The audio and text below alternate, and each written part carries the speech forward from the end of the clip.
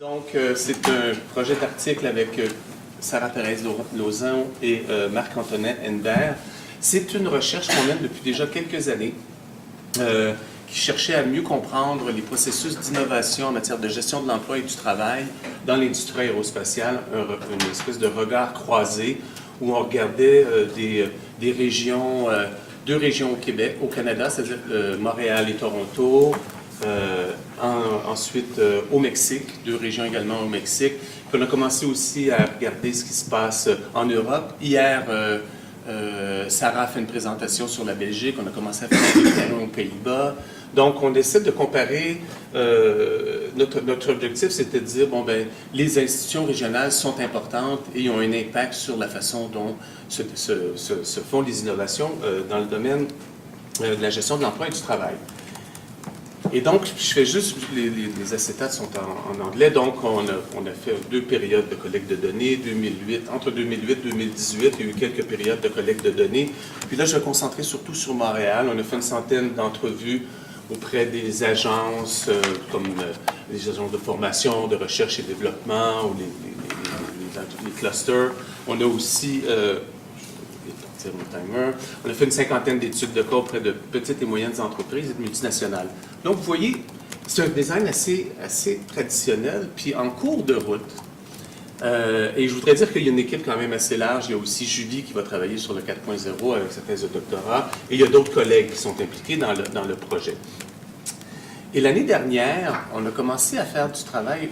Donc, au début, dans notre devis de recherche, on ne parlait pas de l'industrie 4.0. On parlait d'innovation technologique, mais on n'était pas dans le 4.0. Et là, on a commencé à faire du terrain, puis on s'est aperçu qu'il se passait quelque chose dans les petites et moyennes entreprises. Donc, c'est comme un sujet qui a émergé à travers notre collecte de données, puis on s'est dit, il est en train de se passer quelque chose. On sait que les PME sont souvent dans une relation très difficile avec les donneurs d'ordre. Il y a des pressions qui sont exercées, ils sont obligés de prendre de plus en plus de risques. Et on dit souvent que les PME sont dépendantes par rapport aux grandes entreprises. Vous connaissez bien ce discours-là. Puis nous, on s'est aperçu qu'il commençait à y avoir une espèce de cohésion collective. Il commençait à y avoir même de l'action collective entre les PME. Ils travaillaient ensemble, mais souvent de manière très informelle. Ils ont développé des réseaux. Ils commençaient à développer une forme d'identité, des normes, des façons de faire. Puis on s'est dit, mais on va voir ce qui se passe avec ces entreprises-là. Puis on a beaucoup de chance. On avait commencé à faire, et il y en a qu'on a visité plusieurs fois, mais on a fait une dizaine de petites entreprises et ça a été confirmé par un panel de l'industrie que c'était les 10 PME les plus avancées en matière de 4.0. Donc, on s'est dit, on va fouiller vraiment ce qui se passe à l'intérieur de ces entreprises-là. Et ce qu'on a, on a utilisé, j'allais très rapidement ici parce que sinon je ne serais pas capable de passer à travers mon temps, mais on utilise deux axes d'analyse, tout ce qui touche la numérisation de l'économie, donc cette idée-là de la fracture numérique versus la fracture qui amène davantage de convergence. On se base beaucoup sur des travaux qui ont été faits à l'UTUI par Christophe et par ses collègues. On a aussi mobilisé la littérature sur l'innovation institutionnelle et l'innovation digitale. Notamment, il y a un texte récent qui a été publié par Innings qui est particulièrement intéressant à cet effet-là. Puis on utilise, toujours pour notre cadre d'analyse, c'est vraiment l'analyse institutionnelle en termes d'expérimentation institutionnelle, donc Christensen, Morgan et compagnie, et les Local Production Network. Et ce qui nous intéresse ici, c'était vraiment cette idée-là de Regional Embeddedness. Il y a une étude particulièrement intéressante d'Enderreich qui regarde comment les MNCs, les firmes multinationales, s'intègrent dans les entités régionales. Et nous, on s'est dit, on va essayer d'utiliser un peu ce cadre-là, mais de regarder comment les petites et moyennes entreprises s'insèrent à l'intérieur de ces entités régionales-là. Donc, on va essayer de comprendre c'est quoi la logique d'action des petites et moyennes entreprises par rapport à l'industrie 4.0 et jusqu'à quel point ils sont encastrés dans les institutions régionales en termes de coproduction de normes, de règles et de réseaux. Et donc, les questions qu'on se pose, c'est jusqu'à quel point les petites entreprises sont impliquées dans leur environnement régional. Est-ce qu'ils exploitent les ressources? Ils peuvent ne pas être impliqués du tout. Est-ce qu'ils exploitent ces ressources-là ou est-ce qu'ils sont capables d'entraîner une augmentation des capacités à l'intérieur d'une région? Puis, deuxièmement, c'est comment, la deuxième question qu'on se pose, c'est comment ces petites entreprises-là, leur implication façonnent le contour de l'industrie 4.0 et qui sont capables de produire une compréhension commune, ou si vous voulez, un narratif particulier par rapport au 4.0, parce que c'est un terrain contesté, le narratif 4.0. Vous avez les grandes firmes multinationales qui ont un certain narratif, vous avez les institutions publiques, les universités, et donc tout le monde en droit de mais pas nécessairement sur la même longueur d'onde. Oh, mon Dieu. Donc, quelques caractéristiques de l'industrie aérospatiale montréalaise. C'est une industrie qu'on retrouve, en fait, tout le segment de la chaîne de valeur, avec des Tier 1, des Tier 2, des Tier 3, et des Tier 4 aussi, dans une certaine mesure. Et les petites entreprises, évidemment, se situent surtout dans le bas de la chaîne de valeur. Il y a près de 40 000 emplois à Montréal, dans la grande région de Montréal, dans l'industrie aérospatiale. C'est une industrie excessivement importante, peut-être pas autant d'emplois que dans l'automobile, c'est sûr, mais quand on regarde en termes de recherche et développement, 70% de la recherche et développement au Canada est fait dans l'industrie aérospatiale. Donc, c'est une industrie particulièrement importante. Donc, on était un peu déçus quand la C-Series est partie vers Airbus. C'est aussi une main-d'œuvre très qualifiée. 30% c'est des scientifiques ou des ingénieurs, 15% c'est des techniciens, 15% c'est du personnel administratif et 40% c'est des travailleurs de production, mais c'est des travailleurs qualifiés aussi. On n'est pas dans des lignes d'assemblage automobile. Deuxième caractéristique de l'industrie, elle est supportée fortement par le gouvernement. Il y a des subventions, il y a des crédits d'impôt, donc il y a des subventions directes et indirectes, aussi bien au niveau fédéral qu'au niveau provincial. Et c'est une architecture institutionnelle dense. On retrouve des centres de formation qui sont paritaires, on retrouve des institutions pour l'innovation et la recherche et développement. Et on se trouve aussi une organisation Aéro-Montréal qui chapeaute le tout et qui cherche à donner des lignes directrices, qui cherche à développer une politique industrielle cohérente. Et au sein d'Aéro-Montréal, vous avez tous les acteurs qui y sont. Les syndicats y sont pas majoritaires, vous avez compris, mais quand même, il y a une place pour les syndicats, les institutions de formation, les institutions de recherche, les grandes entreprises et les PME. Donc, c'est assez inhabituel dans le contexte canadien d'avoir une structure institutionnelle aussi dense, avec un système d'éducation bien organisé, spécialement pour l'aérospatiale, du secondaire jusqu'à l'université, avec des cours particuliers, et une présence syndicale importante, autour de 30 %, principalement dans les grandes entreprises, mais on retrouve aussi des syndicats dans les petites entreprises. Je vais vous présenter 3 éléments de la recherche, des résultats qu'on a jusqu'ici. Je vais décrire d'abord ce que je pourrais appeler la communauté des managers des petites entreprises, la façon dont ils s'impliquent dans les institutions régionales et comment ce groupe-là cherche à créer des normes et des réseaux, puis quelles sont les principales dimensions de leur narratif par rapport au 4.0. Donc, c'est des gestionnaire entrepreneurs qui sont vraiment fortement imbriqués dans l'industrie. C'est des gens qui connaissent l'industrie sur le bout de leurs doigts et qui ont travaillé souvent dans des grandes entreprises, puis c'est des spin-offs qui ont développé leur PME. Beaucoup d'expérience, donc, et beaucoup d'expertise par rapport au secteur. C'est des entrepreneurs, dans le vrai sens du terme. C'est des gens qui cherchent à développer des nouvelles façons de faire. Je dirais pas, puis je pourrais même dire qu'ils sont en train de devenir pratiquement des entrepreneurs institutionnels, mais dans un premier temps, c'est vraiment des entrepreneurs. C'est je ne sais pas comment on traduit ça en français, des boundary spanners, mais c'est des gens qui sont vraiment au cœur des réseaux et qui sont en mesure de se déplacer à l'intérieur de l'industrie, mais aussi entre les entreprises et avec les organismes gouvernementaux. Ils sont au cœur, en fait, du réseau.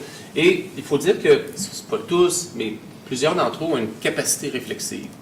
Ils réfléchissent sur leurs pratiques. Ils cherchent à transformer leurs pratiques. Ils se questionnent vraiment sur la manière dont ils peuvent essayer de faire face aux défis auxquels ils sont confrontés. Parce que, bien sûr, ils ont des pressions des grandes entreprises comme Pratt & Whitney, Bombardier, pour ajuster leur appareil productif pour faire face à la compétition. Et la compétition est excessivement forte. La particularité de ces managers, de ces PME-là, c'est qu'ils collaborent ensemble, mais en même temps, ils sont en compétition les unes avec les autres. Ils sont vraiment en compétition les unes avec les autres. Vous avez vu, vous avez 4 grands donneurs d'ordre, 14 intégrateurs, Et donc, ils cherchent à coopérer malgré qu'ils sont dans une situation objective, plutôt où il y a des conflits. Comment ils s'impliquent? Qu'est-ce qu'ils ont fait? Première des choses, c'est qu'ils ont développé un réseau informel, où ils se visitent mutuellement. Ils vont dans les entreprises les uns et des autres et ils échangent sur leurs pratiques. Et donc, vous pouvez avoir l'entreprise A, la PME d'une entreprise A qui va aller visiter l'entreprise B, puis à un moment donné, ils organisent même des séances plus collectives où ils font des visites communes et ils vont dans telle entreprise et ils disent, bon, mais comment ça fonctionne chez vous? Et en d'autres termes, ils se donnent leurs recettes, ils se donnent leurs best practices, ce qui est assez particulier. Ils participent aussi beaucoup aux activités formelles à l'intérieur du réseau, à l'intérieur des institutions régionales. Donc, ils participent à ce que Sarah étudie beaucoup, c'est un programme dans lequel on cherche à augmenter les capabilities des PME.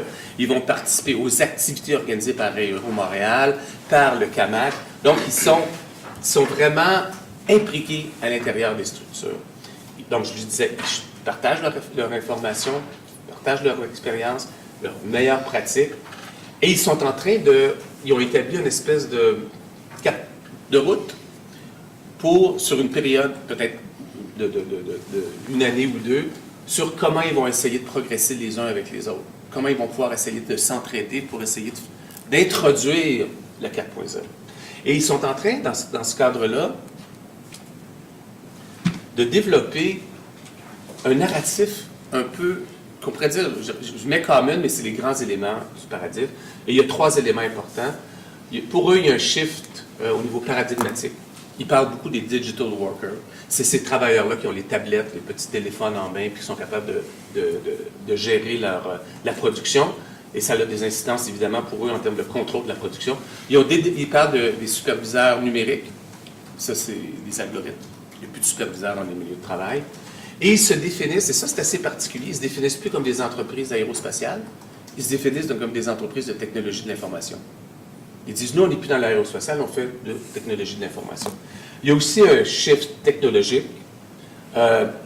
Donc, ils sont enlignés vers l'automatisation des processus de production, l'interconnexion entre les machines, les humains et les systèmes. Et ça, ils disent toute la même chose. Ils disent, ça ne coûte pas si cher que ça de faire du 4.0, parce qu'on peut le faire avec notre téléphone, en interconnectant les machines avec nos téléphones. Et ils sont énormément dans le processus de collecte de données, ce qu'on appelle le big data. Et il y a même des entreprises qui disent qu'ils font plus de sous en vendant leurs données qu'en vendant leur production. Donc, il y a vraiment un shift au niveau technologique. Il y a aussi un shift au niveau de l'organisation, notamment de l'organisation du travail. Il y a une décentralisation vers le plancher. Ils investissent dans la formation, il y a du training, mais en même temps, on voit qu'il y a de la déqualification, un peu ce que Christophe disait hier, un peu de déqualification, puis il y a de la requalification. Standardisation où on cherche à réduire les écarts de production. Et évidemment, il y a un processus de contrôle et de monitoring qui est excessivement important. Ils sont capables de contrôler real time, ça veut dire que ça, ils adorent ça, les superviseurs sont dans leur bureau, puis sont capables de regarder ce qui se passe sur le plancher, puis de voir exactement telle pièce, comment ça fonctionne, où sont les pertes de temps.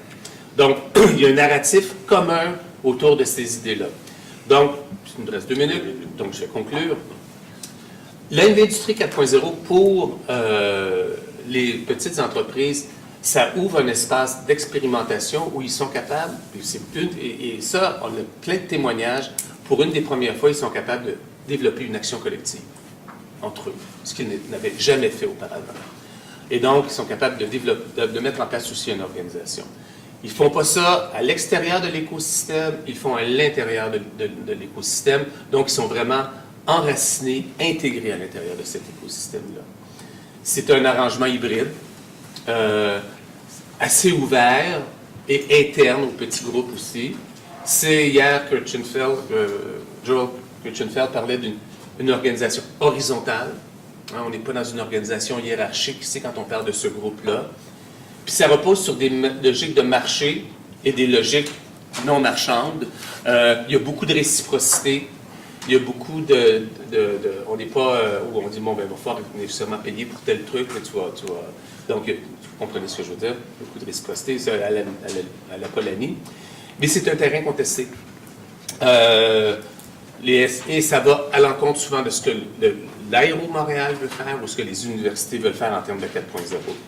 Donc, qu'est-ce que ça nous dit en termes de digital, la fracture digitale ou pas? Premièrement, c'est un nombre limité de SME qui sont capables de se positionner, le mien aussi va sonner bientôt, qui sont capables de se positionner comme leader. Les majorités des SME, des petites entreprises ne sont pas sur le terrain de jeu. C'est quelques entreprises. Donc, c'est une communauté relativement fermée où il y a beaucoup de distinctions et de légitimation. Si vous voulez, on cherche à se distinguer à l'intérieur de ce jeu-là. C'est un club. Puis c'est un peu le winner takes all. Là, je dirais, je ne peux pas développer trop là-dessus, mais ce qui n'est pas sur le radar, c'est les questions, les enjeux de travail et d'emploi. J'ai mis « Labor issues are not voiced ». Il n'y a pas d'acteurs qui mettent de l'avant les questions d'emploi. Et donc, on est en train de développer cette industrie-là dans les PME. Puis toutes les problématiques d'emploi et de travail sont mises de côté parce que les syndicats ne sont pas capables, souvent ils ne sont pas présents dans ces entreprises-là. Et les directions des ressources humaines, ce n'est pas les bonnes personnes pour faire ce genre de travail-là. D'accord. Merci. Merci, Christian.